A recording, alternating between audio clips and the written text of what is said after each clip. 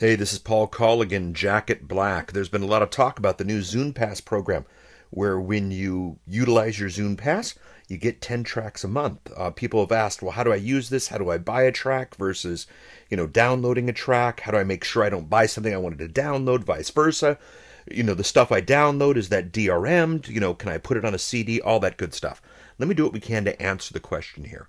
If you click over to Settings, and you go over to your account and you look, you'll see how much money you have in the Zune Marketplace, and then you'll see what your Zune Pass is, and you'll see your song credits remaining.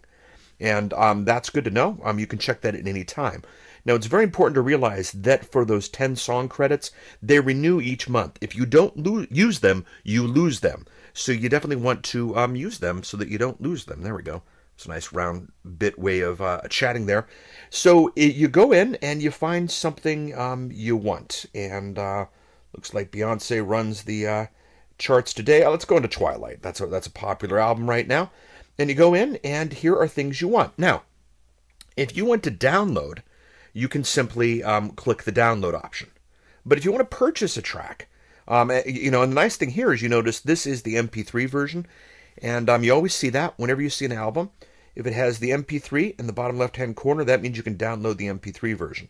If it doesn't have the download the Windows Media DRM'd version of it. So let's say we want to take this track, and if we want to purchase it, just right-click it, and you can see there is the buy option. And then once you do that, you purchase it, and it is yours for life. If it's an MP3 file, then you can do whatever you want with it. You can automatically port it to any other system you have.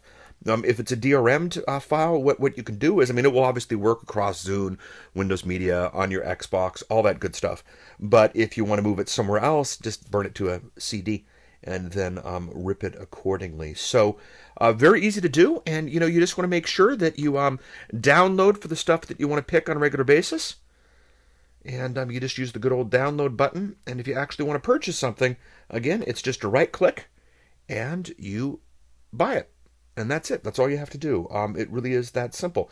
Upon purchasing, your credits will go down each month. And once you've gone past your 10, then you will, of course, need to pay accordingly. And realize here that the 10 tracks as opposed to an album is very strategic. Because a lot of times, you like just a certain track. Let's face it, some albums are a couple of good songs and then just a bunch of mess after that. So use these to build the tracks that you want to build.